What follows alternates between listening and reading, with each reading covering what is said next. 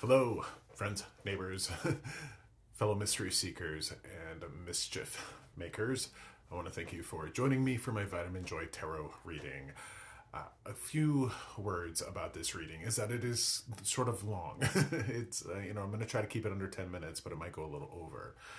If you don't have time to sit with it, then, make time or just skip over this. I want to let you know that this is meant to be a longer tarot reading. I bring that up because we live in a world of instant gratification and these 30 seconds to minute long sound bites on TikTok and Facebook and social media. So I'm not going to go really fast with this because this is a 5-card tarot reading and it's all about bringing us vitamin joy.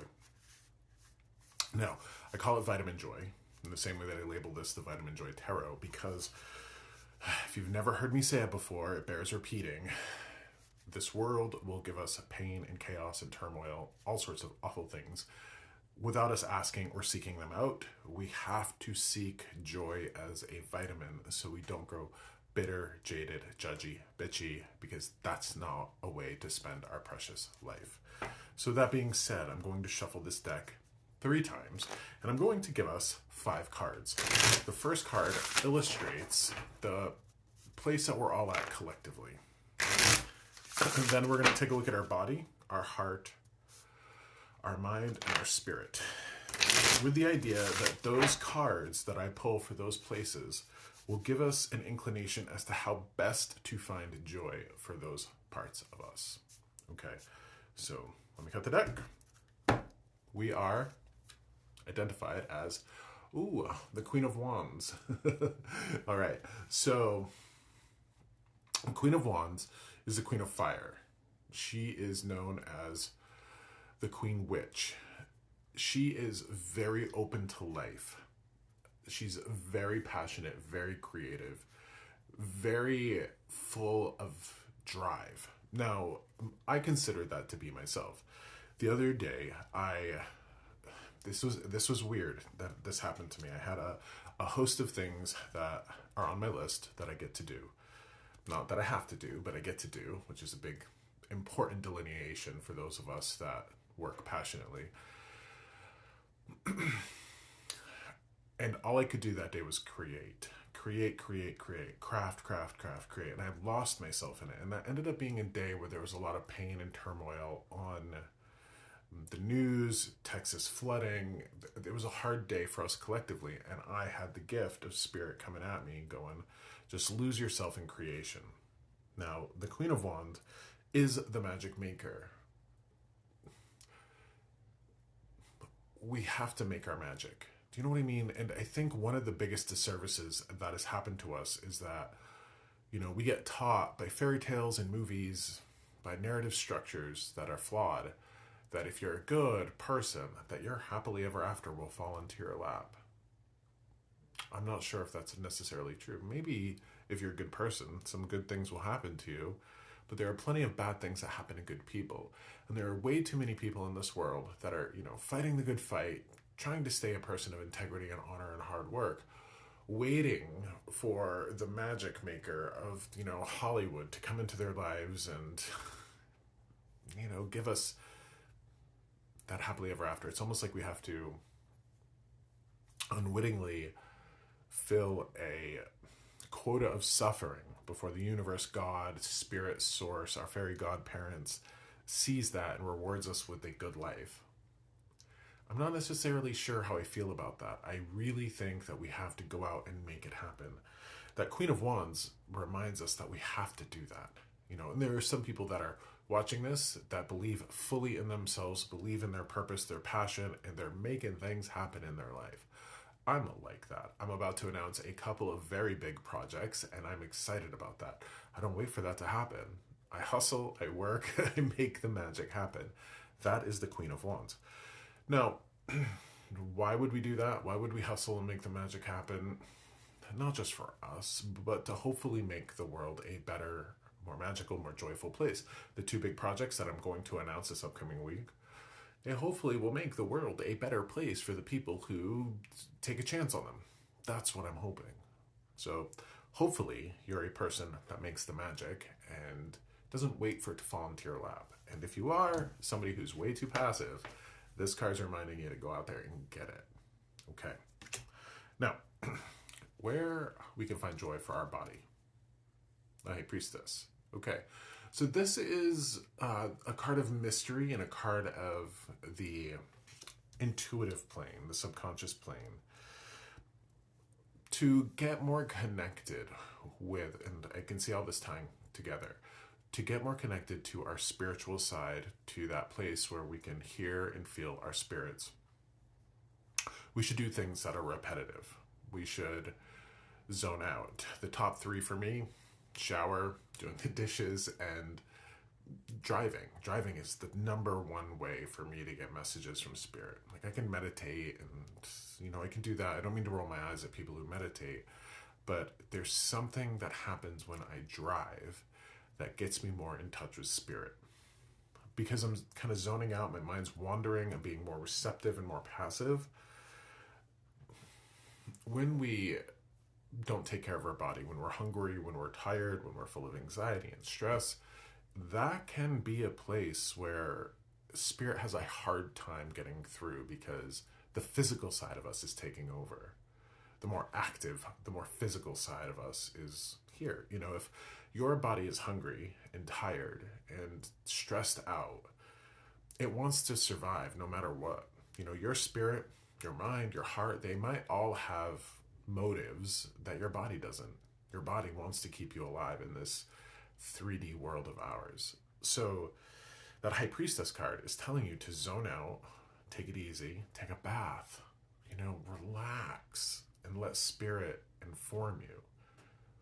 Now, where our heart is at, our emotions are at, and how we can find joy in that place is the Six of Swords. Okay. The Six of Swords talks about moving on to smoother waters and a smoother place. Now, I think the best way for us to do that is to realize that we really can't control what happens to us, but we can control how we respond to it. In our mind, our thoughts are different than our emotions. We can identify our emotions with our mind. They are interwoven, interconnected, but our thoughts are different than our emotions. They absolutely are. We can look at our emotions rationally. We can approach our thoughts emotionally, but they are completely different. They're completely different. This is a way of, now again, the intention that I set is to find joy with our emotions with this card. Well, if we can look at things rationally in a different way and bring ourselves to a place of smoother waters, then perhaps we respond emotionally in a different way. I like to think that we're not our thoughts, really, that we're not our emotions, that we are the observers of them, and that we shouldn't over-identify with them. For instance, romantic languages, even the Irish language, would never say, I am sad. They would say something to the effect of, sadness is upon me. Like, as if sadness was external to them, like the snow or the rain. I think that's really powerful, because if we don't overly identify with our emotions, like I'm sad, and we don't take too much ownership over them, we can perhaps interact with them in a more skillful way. So that's what that Six of Swords card is all about. We bring peace to our emotional side, joy to our emotional side, by looking at our thoughts as a way to calm those waters. Okay. Joy for our mind is found in the Five of Cups. Now, here's an interesting thing. I pulled a mind card for the emotions, and I pulled an emotion card for the mind. Well, the Five of Cups is a card of grief. It's a card of perhaps looking at three cards that were spilt, or three cups that were spilt over, and not seeing the two cups that we have left standing.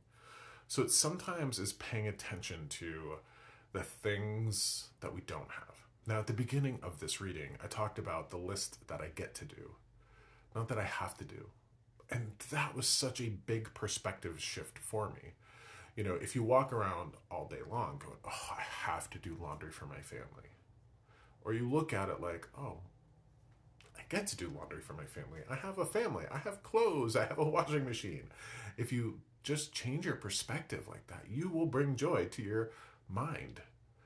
Do you see how the way we look at things and the way that we hold our stories can absolutely change the way that we look and work through this world? It's not about what I have to do, it's about what I get to do. And I think that's an important way to look at the world, no matter what, tides we're shoveling against.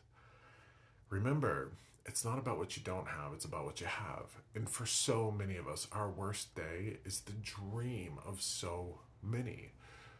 Comparison is often thought to be the thief of joy. And I get that. But I also think that comparison can be the bringer of joy. If you have a roof over your head, oh my gosh, how could you be upset?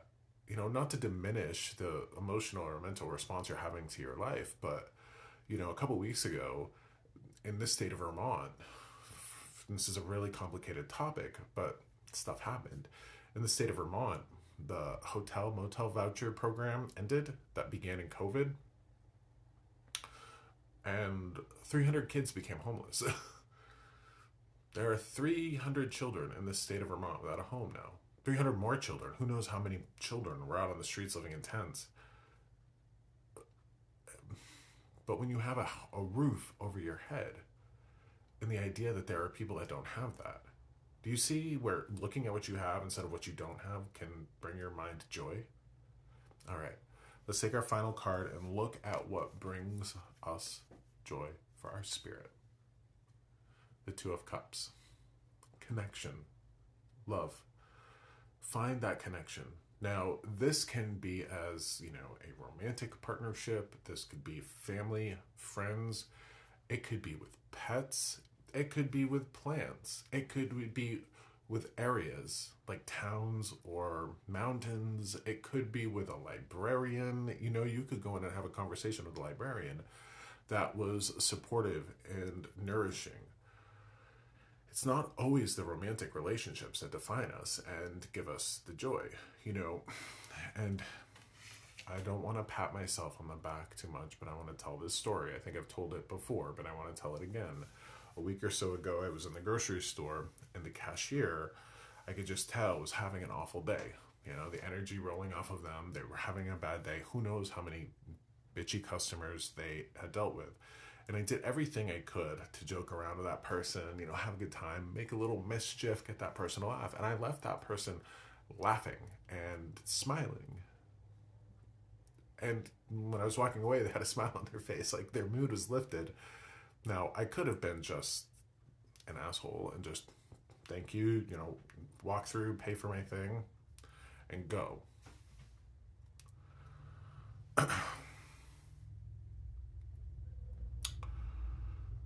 But I didn't. I took this opportunity to see another human that was struggling and in pain. I've worked retail. I've been a cashier at a grocery store and other stores before.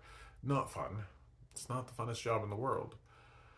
So you have an opportunity to perhaps bring a little joy to others. And that idea that misery loves company. Well, what about joy? Joy is contagious as much as misery is. So with this idea of making magic happen, we make magic happen by the way we look at our world and the mindset that we take. That's an important part of, I think, everybody's world. So thank you for being here. I hope these messages brought you a little bit of joy, because that's the idea of this whole thing. So thank you for being here. Take care of yourself and make the magic happen. Find yourself some vitamin joy. We have one short life to lead here. To find this Vitamin Joy deck, you can find it on my website. You can find my readings. You can find my podcast. You can find all that good stuff on my website at joshsimons.com. Take care of yourselves.